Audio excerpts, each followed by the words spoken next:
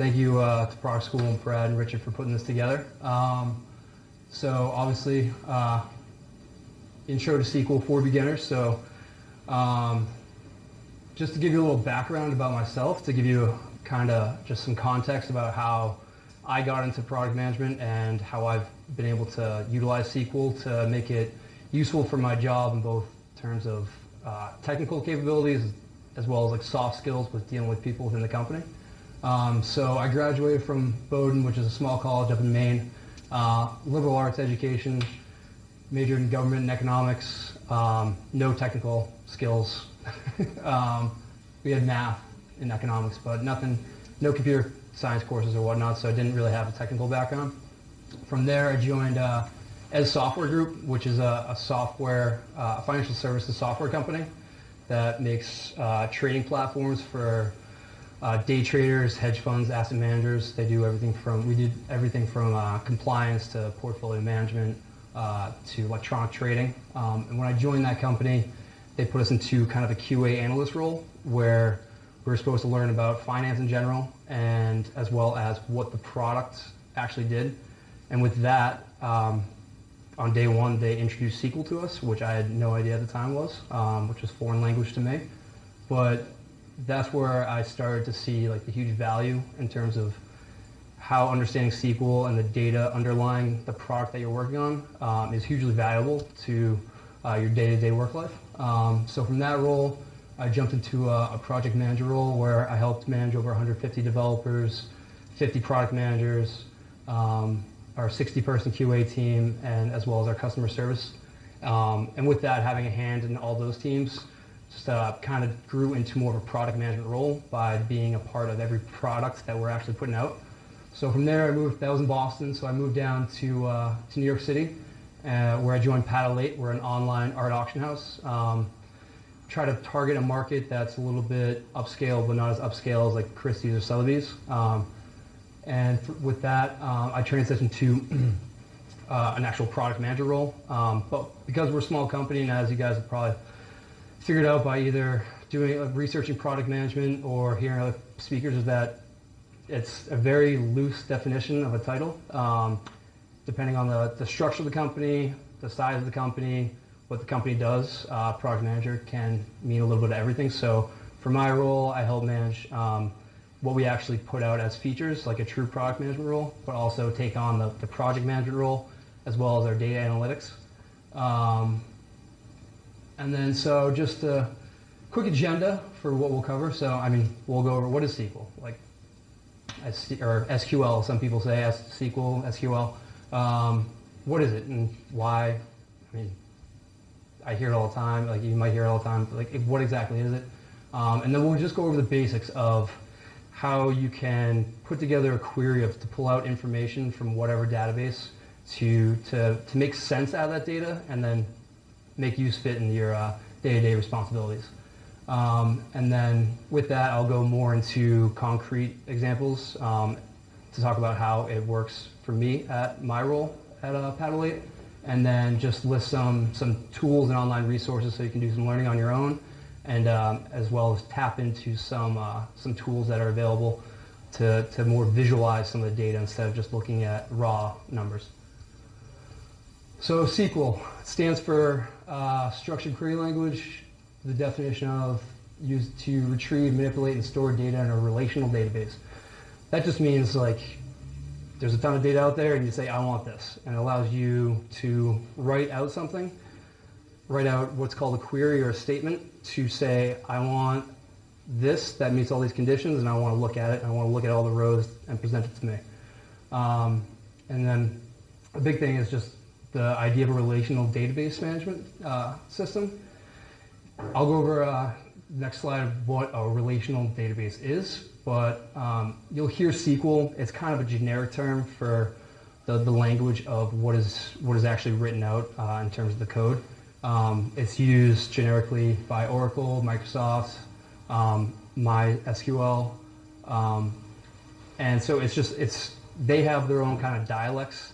They'll build off an extension of the basic foundation of SQL. Just to add more capabilities to allow you to retrieve data. So a relational database. So think of it as it's just a bunch of Excel sheets where are tabs. The first tab is all your product information. The second tab is all your user information. The third tab is invoice information. All just different kind of categories of how you want to store information. Each one of those tabs is a table, and then how you relate those makes it a relational database. So to say that like there's for an invoice, it always has a buyer. So we'll have the buyer information in one table, and then we'll have the invoice information in another table. So you can say invoice number 1 had buyer A, and if you look back at the buyer table, A corresponds to an actual person. So drawing those relationships together is the power of a relational database, where you can join a ton of related data, store them separately so you can to analyze those separately, but also combine them to do a more comprehensive analysis. So this is just kind of an example of you have members of a website. Those members are able to produce orders, so there's a relationship there. And then the orders, they're made up by what products are included in that order. So if you're able to tie these all together based on how you store the data, and we'll be going over that. So yeah, more specifically, what a table is. So a table consists of fields that maintain specific information. So all of these, the 1 through 4, and then my name over and down, those are fields. And those are given different attributes. So what you want to say for an ID, when they're defined as being a certain value. Like these are all going to be numbers or integers. This is going to be text. And then you can say one column is going to be dates. So a column, you give a name and you define by those entities. So for when you put together a table, the ID is the name of the column, and you say it's an integer, and that defines the fields that make up the column. And then the rows are what is stored horizontally. So a row of data is all related. It's one record. So if you have 5 customers that come in, they all have their own set of data, their own email, their own first name, their own last name. So they'll each have their own row. And that data that goes in there will be split up into the columns. So every column will have the same exact data.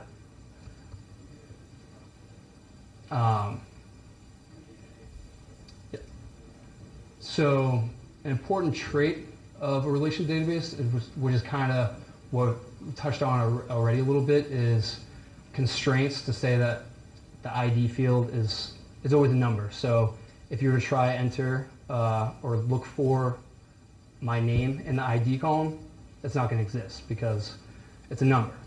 And then that is defined at the table level. So that'll help you later on to say, like, I want to search for someone's email, and you're not going to say I want to look in the email column for a bunch of numbers because it won't be stored there. And then when I was talking about the relationships between customers and orders, like an order always has to have a customer. What those are primary keys and foreign keys. So highlighted in the yellow is a primary key.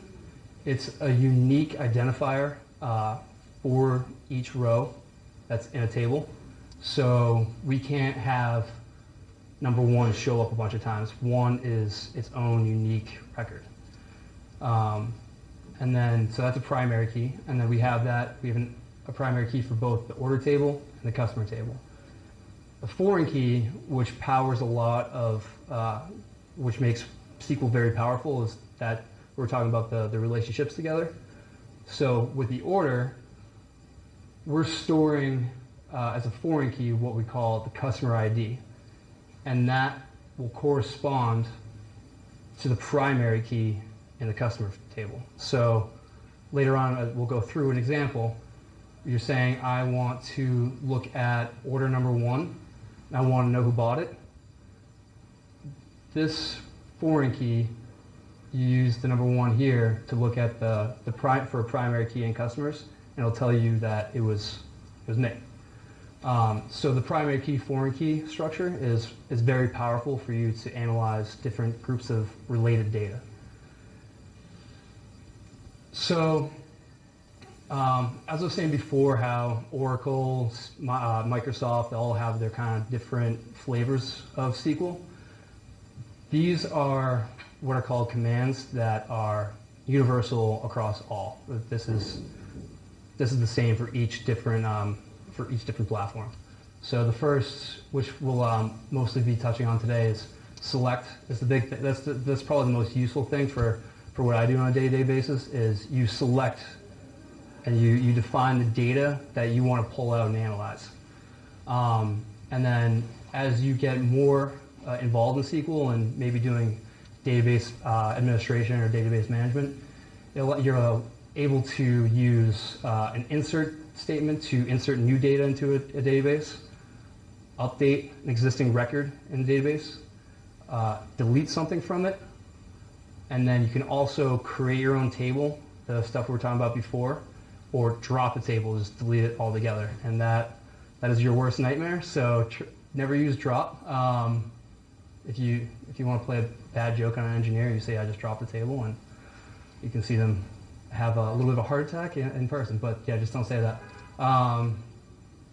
So the biggest thing, especially for just to get used to SQL and understand the language around it is, and honestly, for a product manager, the most powerful is just the select statement. So a select statement is, as I was saying before, it's just all you're doing is saying, I want this data, and then you also give it conditions to say, I want all the customer data for this certain product. So you just define your statements at a high level in that kind of way. So with that said, every select statement will have the same basic structure, where you write out select, and then the columns that you see in a table from the name of that table. So generically, select column 1, column 2 from table.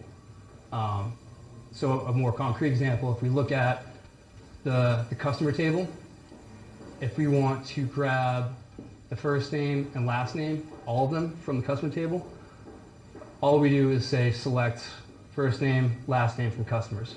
We haven't really given any certain criteria. Just say I only want Mike, I only want Paul. Sorry, I'm from Boston, so that explains the sports names here.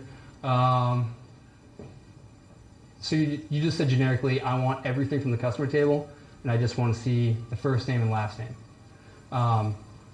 Another thing that's helpful in terms of as you're writing queries and as you're getting used to SQL is just to see everything that's in the table at first. So then from there you can understand, like, oh, I didn't know these columns existed, so I want to start drilling into this more data. So if you use the asterisk and just say select star from customers, the result set will be everything that's in the table. So this is how the table looks, and then if you use that statement, this is how it will appear in whatever you're using to query the database. Does that make sense so far? Sorry, I'm kind of rushing through this. So that's just to grab everything from a table. So if you want to start drilling into it more and say, like, oh, I know this kind of information is in the table, so I want to analyze just these things or see if this exists, that's where you add the where clause after you define where you're grabbing the data from.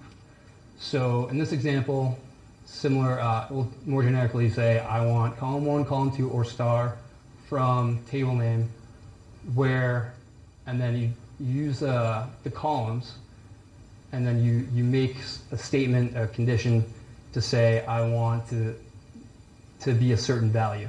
I want to say I want to return everything that's true. And what that means more specifically, if we look at the same customers table, is select star from customers where first name equals Tom. So what that's going to do, that statement, it's going to look at this table. It's going to go row by row and say, is Tom in here? Is first name Tom? Nope. Yep. I'm going to print that out. Next one, nope. Next one, nope. And then it's done. So that's the first step in terms of being able to drill down on the data that's available within a table and to take the next step into being better able to define what you're actually trying to get to. So the first name equals Tom, so that's what we call just a condition. And then if we add logical operators, we're able to kind of drill down even more. So that's a simple one to say first name equals Tom, but there's a lot of data in there. We want to drill down even further. So if you add an and statement, so first name equals Tom, say there's 2 Toms in the table, and you want a certain last name, you go first name equals Tom and last name equals Brady. When you use an and statement like that, it will only return a value where it's true for both. So when it gets to that other Tom, it'll look at the last name and it'll see that it's not Brady, and it won't return it at all. On the other side, if you replace that with or, it'll go row by row, and it'll say, so if you were to say, I want first name equals Tom, or last name equals Pierce, it'll go through, analyze the first names and the last names, and for this one, because it's an or statement, if either one of them is true, it'll return it. It'll go through, see first name equals Tom, and then last name equals Pierce, so it'll return both of those values. So that's helpful in terms of if you're unclear about how concrete you want to drill down. Yeah. Yeah.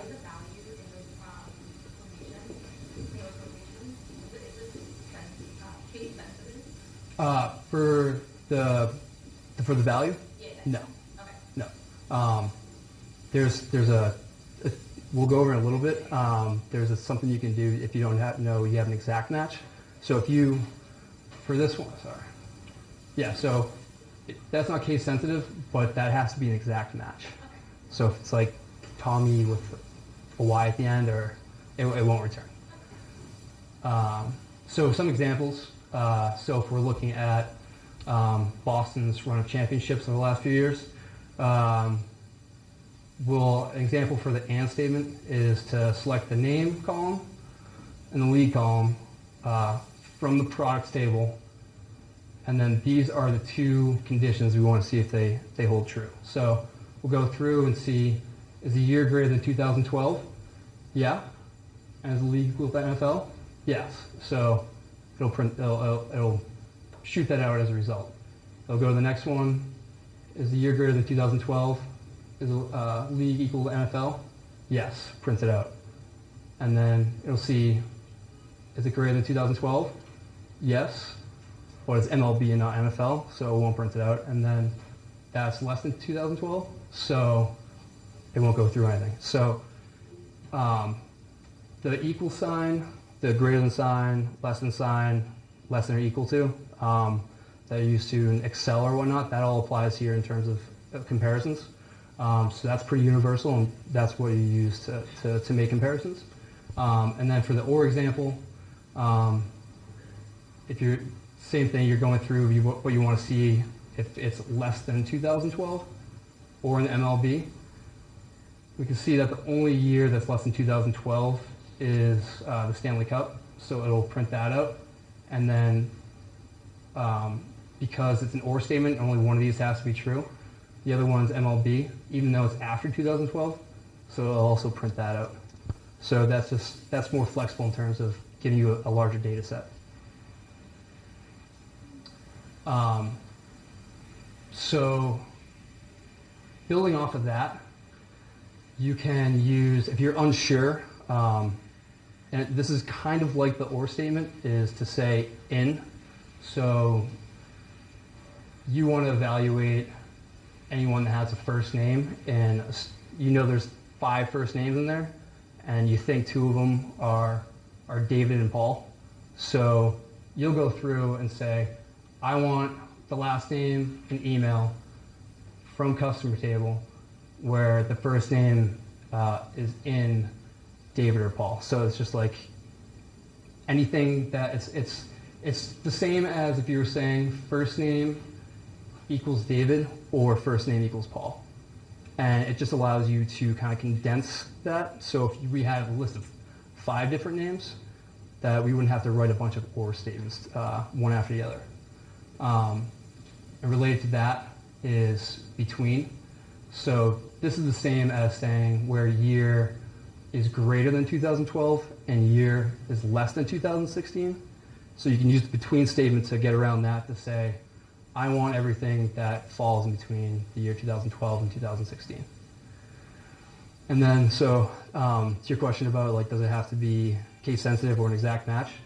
So there's what's called the wildcard, which is just the % sign. If you use that around text, you can say, like if you're not sure of the spelling or whatnot, but you know 4 letters in the name or in the email or whatnot, it's especially useful in terms of like if you're looking up some customer data and you want to find out more about them. You can say, I want to select everything from the products table where the name is like Super Bowl. And it'll return everything. It'll evaluate the name column in the products table and say, anything that has Super Bowl in it, return that. So this one has way more than Super Bowl, but because it has Super Bowl in it, it will return it as a result. Yeah, sorry.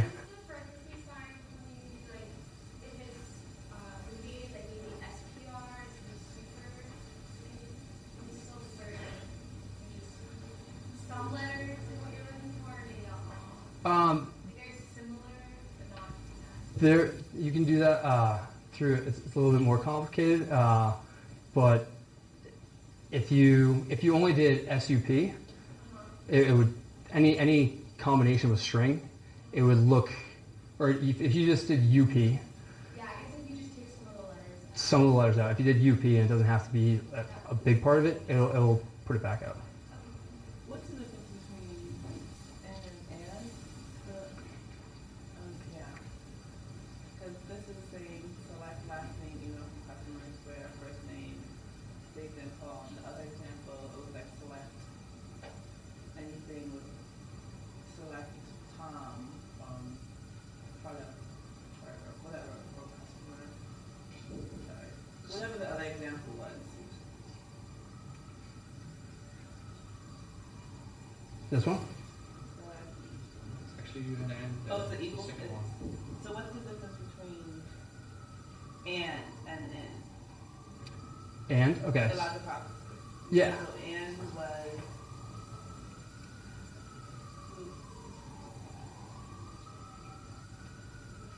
Is and yeah? So what's what's the difference between and? So in is more of a or. And means so you're only going to bring back something where both of these are true. Does that make sense? So you're only looking at the year column for 2012 and then the lead column. Yeah. And then for in, you're only looking at the first name column and you're saying if it equals David. Oh, okay. And then, but also if it equals Paul, then it'll pull it back out. So it has to equal both. Right. So. But it'll be separate records, so it's going to go down instead of across. Oh. Does that make sense? Yeah. Okay.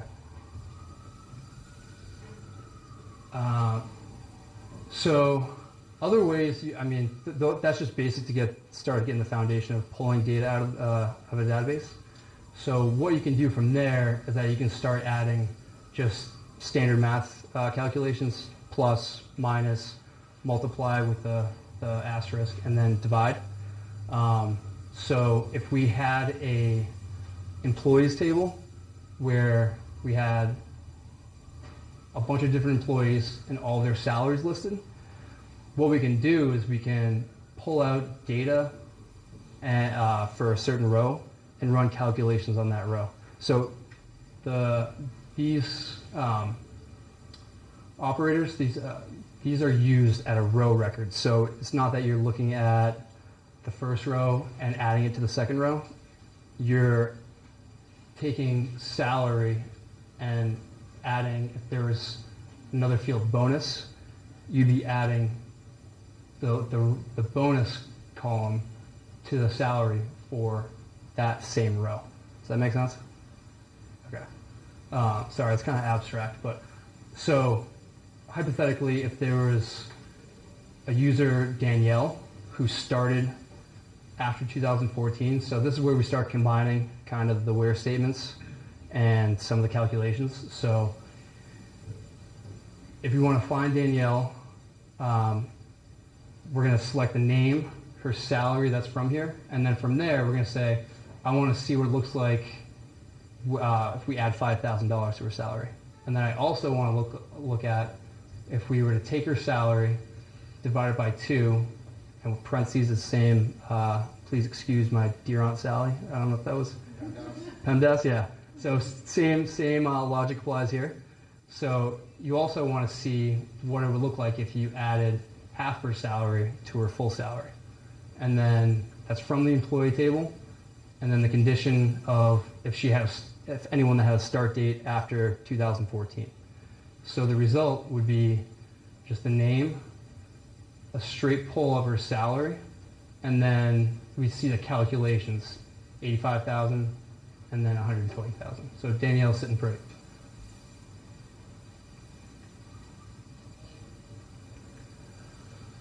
Now this is where it starts to get a little more complicated, and so hopefully I'm explaining everything kind of well already.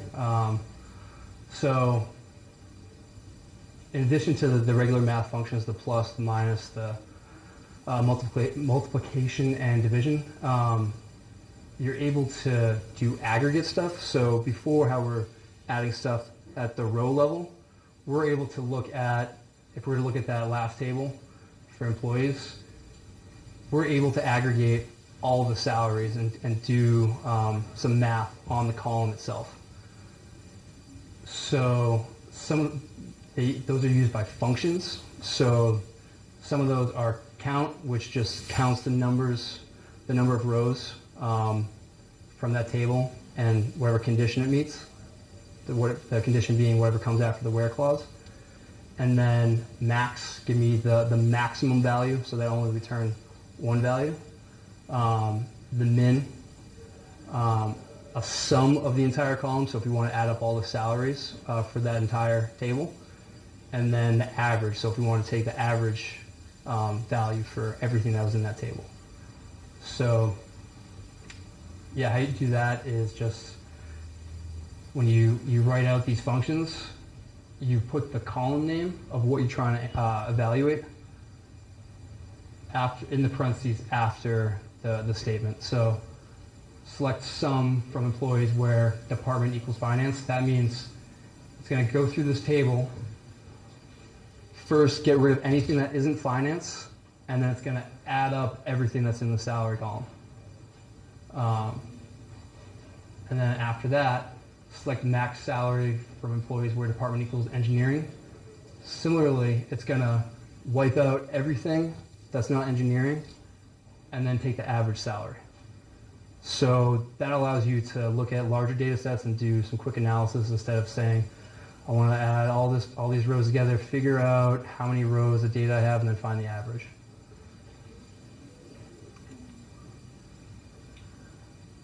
And then, so after that, and kind of playing off the idea of putting stuff together and then at the column level is what is known as the group by statement. So it's super helpful with some of that stuff. So it allows you to do some even further analysis by grouping together data that's within a certain table.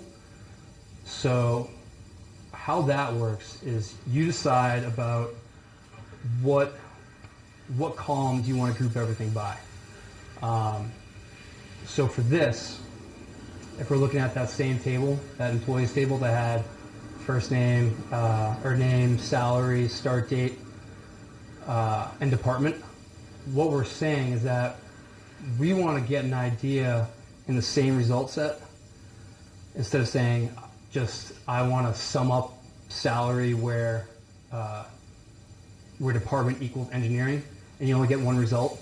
You're able to do multiple levels of analysis at the same time using the group by statement. So what that means is that you say, I want to group together all the different rows for different departments in the same result. So we're grouping by department right now, and then within that, we're putting together the sum of the salaries. So it'll go through and say, and then, but also, sorry, I'm probably adding way too much, but also only those rows where there's a start date greater than 2016. So what's going to do, a query, how it works, it's going to go through the table and say, get rid of everything that's less than 2016. So after that, it's going to say, it's going to group by department. So only give me these 3 rows where department, it's going to analyze and figure out how many different values are there for department.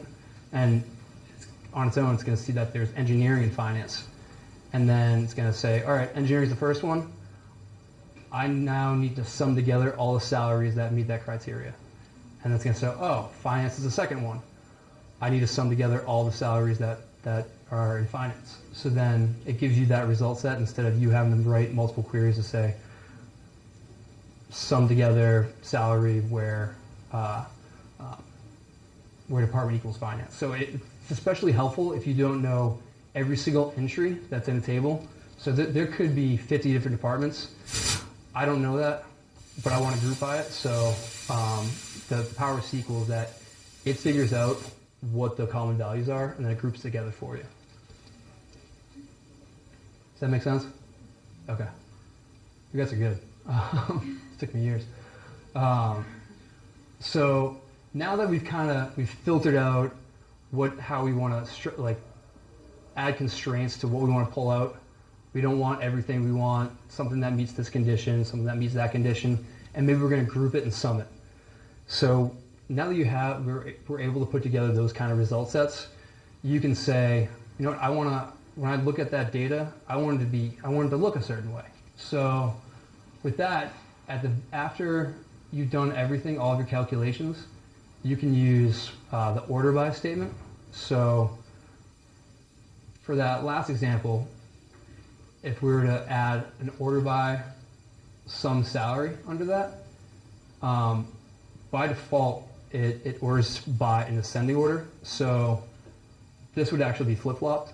And then if you want, you can also write, you can add descending after, and that'll make it so it shows up like this.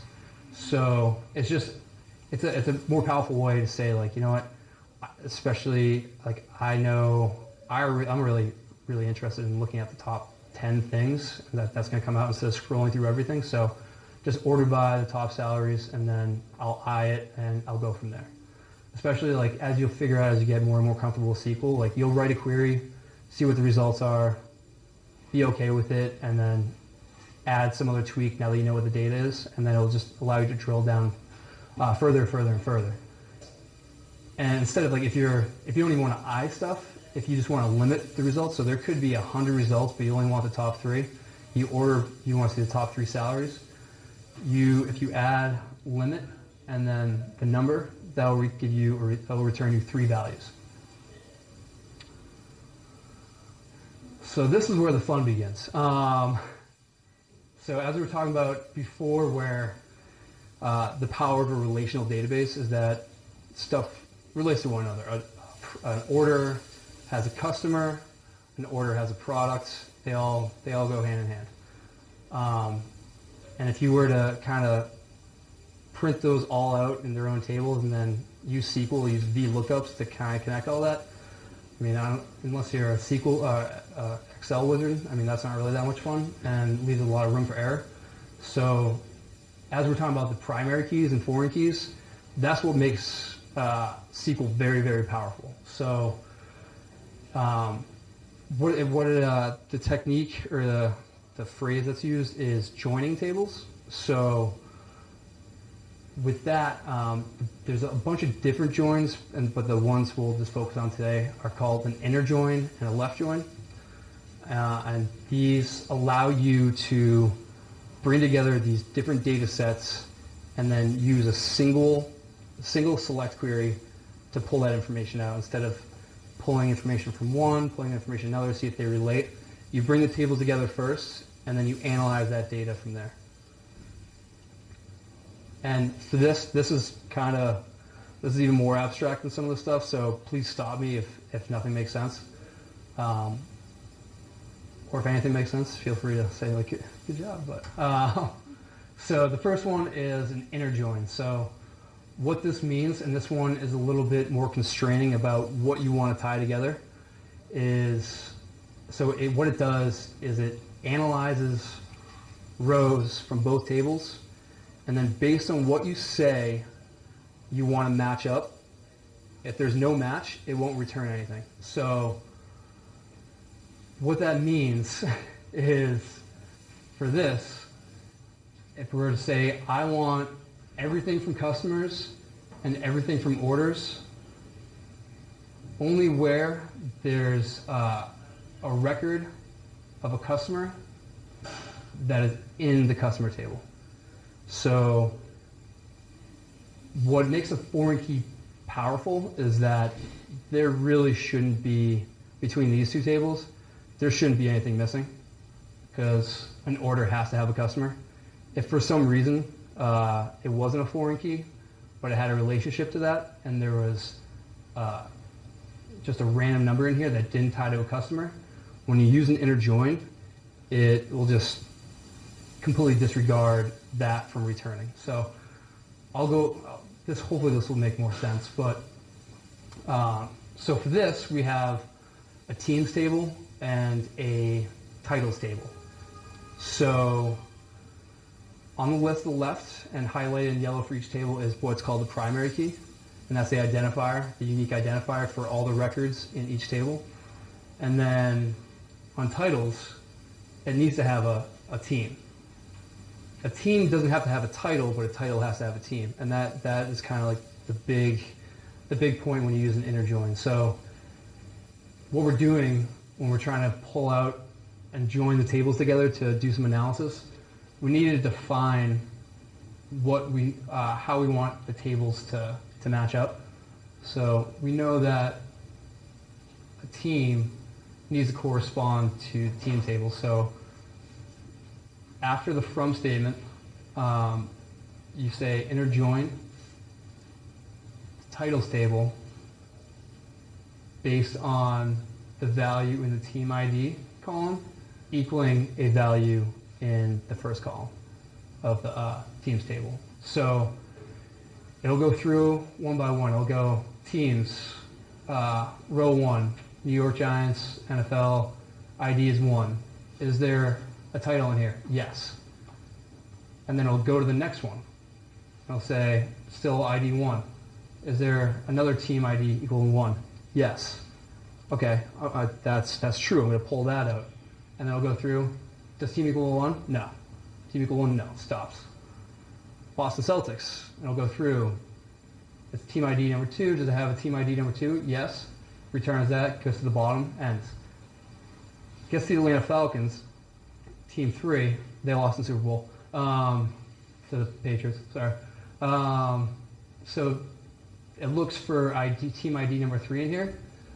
It doesn't exist, so it just completely disregards it. And then goes through the Chicago Cubs, sees team ID number 4, it returns it. So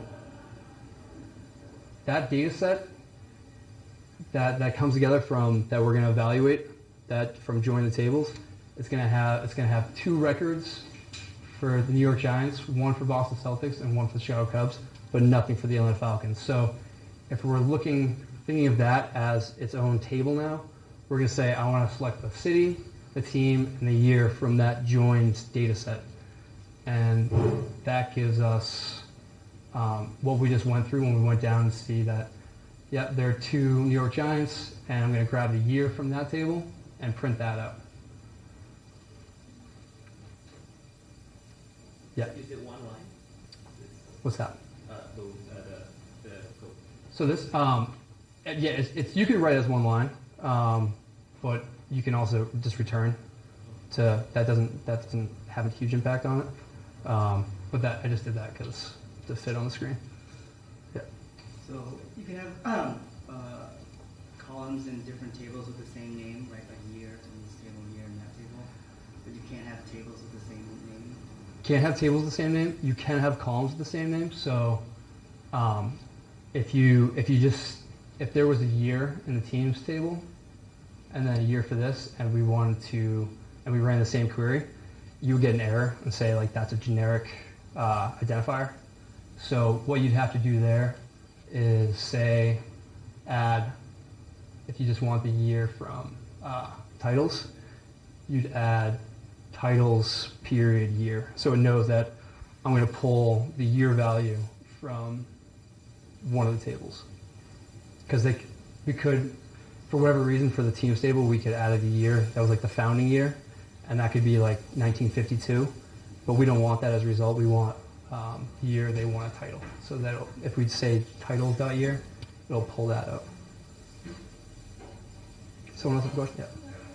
So at titles table, you have an ID column, and also teams table, you also have ID column. So Yeah. you can use the same column, same name of just different tables. Most tables, the first column will always be ID, and the problem is similar to if the years were in both tables, Yeah. if you were to say select just ID and not distinguish which one it was coming from, you would get an error. But if you said select teams.id, it would work. Right, that means team ID, and then title ID means the ID of the title. Since Exactly. Yeah. It's just it's just to make sure that they're unique records and just canonical. Yeah. Yeah. Pretty much same question I wanted to ask. Why you have to have two IDs on title? I guess. Yeah. So just the ID, it's just used to like what they call indexing the records, so you have an idea about, and just make sure each one is unique, so you don't have like duplicate records.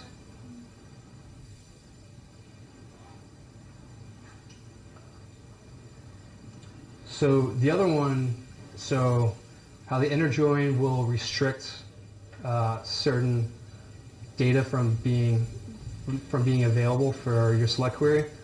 The left join is a little bit more flexible, so that if something doesn't match, you can still use it for your analysis. So what that means is you're saying, I want everything from this table, from titles table, and then I want everything from the team table, and then everything from the titles table, and I want to match on something. But even if it doesn't match, like if the team value in the titles table doesn't exist in the teams table, beforehand we just wouldn't, the Atlanta Falcons part, we wouldn't return it, but we'll actually bring out everything that's in the left-hand table, the first thing we decide, and where it doesn't have a corresponding match, it'll just say null, because nothing exists. This one is probably a little bit more complicated. So if we go through this one by one, similar to how we just did for the inner join, so the left-hand table is the first one that you decide, that you say from. So we're saying no matter what, I want to see everything that's in the teams table. And then if there happens to be a match with the titles table, also give me that. So if we go through the teams table one by one, is there a team ID equaling 1? Yeah, same thing, we get 2. And then Boston Celtics, yep, same thing as inner join. But now when we get to the Atlanta Falcons, we look, there's no 3 value. We still say, all right, I still want to include Atlanta Falcons as a result, but they don't have a title. Where we return year, it'll be null. And then Chicago has the same thing. So this is just saying that no matter what, I'm going to keep the city, the team, and the league to evaluate. And then if nothing exists on the join in the other table, fill in all those ones with a null value. Now that's a little more complicated, so. And that only happens in the left join? Yeah, the inner join, if nothing matches, then forget about it. It's not going to match. But in this one, if nothing matches, it just means that it's blank. Yeah, it'll give you whatever you define as the left table. It'll still give you that, but then so we're saying that I want the year from the right table. There is no year from the right table, so it's going to leave it blank. So the select city, team, and year from team table, but the year is not in team table, it's in the titles table. Why is it Yeah, listed here? so that's where we join. That's the join. So what you're doing there by saying left join titles to the team table. So it's just Right. it's taking the data that's here and just pretty much adding a column here. Okay.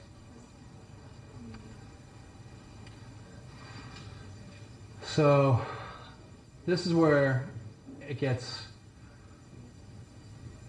we're able to combine everything. So all the stuff we did before about grouping together the in statements, the and statements, the or statements, and then the joining, that is where the power of SQL really comes into play.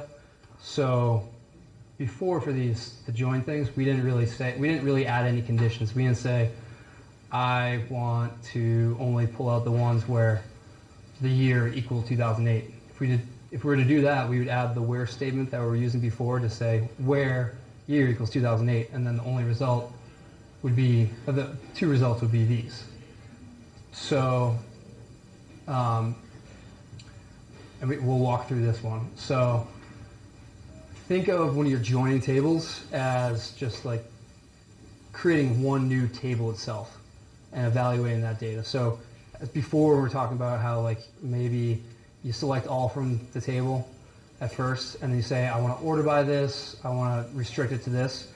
You can do the same thing when you're joining the tables together. So if we're to run through that and kind of with that same mindset, what we're going to do here is we're doing the first one where we're joining those two tables together, so Atlanta doesn't exist. And then from there, we're gonna run some conditions on it.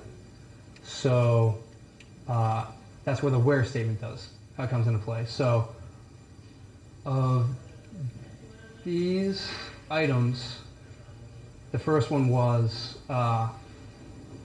give me anything where the year was greater than 2007. That's all of them. So, or less than 2017. So that's all of them. So we're good. So these are all true. We're going to keep it. Sorry, I should put this in the same slide. And then this is where the kind of the PEMDAS, please excuse my dear Aunt Sally, comes into play. So we're going to evaluate this. We're going to say, is the city, does it look like New York, or does it look like Boston? If either one of these is true, we're going to keep it. So we go through that again. We're all good. And what I left out before, sorry. But before that, so there's an and statement. So whatever's true here, and then whatever's true in either one of these statements. So if it's less than 2017 and is like New York, or if it's less than 2017 and it's like Boston, we want to keep it together. So with that, where we go? Chicago isn't like New York or Boston, so we're gonna get rid of that. So from there, we have three values that we're gonna analyze: the two New York Giants and then the Boston Celtics title. There we go. Now, if we go back to the group part, we're gonna group it by city and team. So it's gonna say pull together all the rows that have Boston Celtics, that match Boston Celtics and match New York Giants, and then we're gonna analyze whatever data after that. So we want to count essentially how many titles they had, how many years exist in that new combined data set, and then grouping it by it, and then we're going to order it so whoever has the least comes first. Yeah, sorry, this is a lot. Question. So Yeah. how, this is different from the end value. That's because the end was specified New York City or Boston, right? Yep. How do you use You could. I just did that to show that you could do that, but no, that's very well done. Yeah, that's the exact same thing. If you used the in, then it would have worked. Yeah. So when we said group by the city and team. So select the city and team, and then we want to count how many years fit into each one of those. So it's going to say group by city team, New York Giants, Boston Celtics, and then count the number of years that are in each group. So we have 2, and then we have 1. And then we say, I want to order it by the count of the year in ascending order. So it's going to go 1 to 2. So that's where we're able to combine the conditional where stuff to analyze 2 tables that were joined together, and then to group that data or order it to more manipulate the way we want to see it and the way that's comfortable for us to look at. Yep. So the count here, you can order by count here. That means count is aggregation function, right? Exactly. Yep. And so I wonder what you can use after selection and order by. So I don't know how we use the aggregation function, because I don't know we can directly just select from directly select. Yeah, so that's where the aggregation stuff, Yeah. it's very useful for grouping by, to if you don't know everything that's in a table. To the example before, we said we talked about department. We don't know how many departments are in this employees table. So if I want to select department and then group by that, SQL will just give us a list of all the different departments. Does that make sense? I thought the function only can be used where it's found in the count. It can be used in the where, but it's for this example, it's just saying that after you group together Yeah. the city and teams, Right. so it will be New York Giants, Order 2012, 2008, and then Boston Celtics, 2008. It'll say, I want to count all the years Yeah. in the year column for that grouping. So it sees that there's two records in the New York Giants grouping, so it gives us 2. Does that make sense? So that was a lot. Yeah. Yeah. You said it makes sense to group by team in this case because we have only one team and one city. Yeah, you wouldn't have to, for that, you wouldn't have to group by team. I put it in there so that if you wanted to, The result will be absolutely the same as group by city. yeah, where if we were to have something else in here to say New York Jets, Yeah. that's where that would come in handy, but yeah, no, that's good. Yeah, I don't know, because maybe in one city there are different teams, so you group by city first, and then the secondary you group by team. Exactly. Yeah. So if you had multiple T's for one, New York, you don't have to group by city and team. And what we were analyzing, you could just do by city, as he was saying. But I just put it in there so that you can see that you can group by different values to cut it out. So if there were New York Jets, it would have its own thing too. It would say it said New York.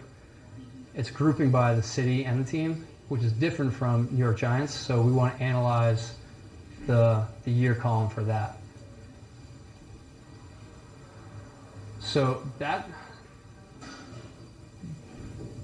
is kind of like a good introduction in terms of like how you can use. Yeah. Sorry. This is where we're combining it all, but first starting off, I guess the syntax starts off with grouping first. So it's taking a group, Exactly. and then after you take a group, then you select the one, I guess, element that you want within that group, which in this case is here. Yep. So yeah. If you, I'm sorry. no, it's fine. What I was looking for here is an element called group, or it doesn't exist. Like, so it doesn't show there on the table, like, something called group. Like it says city as a title, as one of the elements of variables, then team, then count, and year, but where's group? I'm not getting that part. Group will never be like in what returns. Okay. It's just saying that like the city and teams, like if there are multiple records for it, we want to group those together. Oh, okay, got it. Yeah. Now I Yeah. got it. Okay. So it's the command to group it. Exactly. Yeah. Yeah. Okay. So just kind of combining it all together. So how this helps as a product manager, it's very helpful for product development and writing requirements. For prioritization, more of kind of like a soft skill with different parts of your company, and for understanding, monitoring, and measuring user behavior. So in terms of product development requirements, understanding at the very basic level, whatever is in your product is displaying data in a certain way, and that data is being stored, as we were just looking at. So understanding how that data flows through your system, and being able to say like, oh, for a checkout page, I want to show the tax. You need to know that we're storing tax in the first place. So it helps to understand about how you're storing the data and if you're storing it all. If you're not storing it all, then writing requirements for a new feature, it's going to be more work than just like displaying it to the front end. You're going to have to work with your engineering team to have them to add a new database table. In terms of prioritization, so it's big to help as a product manager. A lot of times you'll have to prioritize the amount of work or what work you do first and what is most important to the company. You'll get a lot of people throwing ideas at you about I need to, this is really affecting my day-to-day. I think it's a good idea. Like a lot of people have good ideas, but if you can't quantify it, that doesn't make sense. So if you're able to say like, to look at the number of users in a certain country, like they want to come out with a new feature that's only going to affect users in Canada. If you were to look at, if you have a user table, say, show me all the users that live in Canada, and you have one, then good idea. It's not that big of a deal for what we're trying to do. So being able to look at that in terms of like that kind of data, understand what how your users are what kind of data you're storing to make your product run, that allows you to give coherent arguments about why we should or should not do different features. And then more complicated is just understanding, monitoring, measuring user behavior. So as you pull in you can use different tools that will store in the tables, like every action a user does on your website. Do they sign up? Do they log in? Do they click on this? They click on that? And you can combine that with the fact that maybe they've bought 10 things in the last 10 days. Let's combine the fact that they bought something in the last 10 days with whatever their user behavior was before, and see if there's some kind of trend. And then, oh, it looks like they're dropping off at some point. Let's add a new feature, add some event tracking to it, and see if that has an impact on how much they're buying. So that kind of analysis where you start collecting more and more information about how a user behaves and then putting that together with other product information, that's super powerful to figure out what needs to be done and then if it's actually working. And then some online resources where you can do some learning on your own. Code Academy, they have some free online courses, and then Code School, and then w3schools.com. They have a pretty good page-by-page tutorial where they actually allow you to code there too with a little widget they have within the page. And then at your company, as you get more involved with SQL, as we went through this today, it was mostly just looking at data itself, but there's some powerful tools out there like Looker, Periscope, and Mode, where they've built a platform that you write your query, you grab all the information, and then it takes that and puts into a bar graph, a pie chart, different kind of analytics stuff. So it's easier for you to visually analyze, and it's also easy for you to put into a report to give to your executive team, to give to someone else at your company so that they can understand everything that's going on. So that was a pretty comprehensive intro to SQL. Yeah, that's my last slide. Yeah.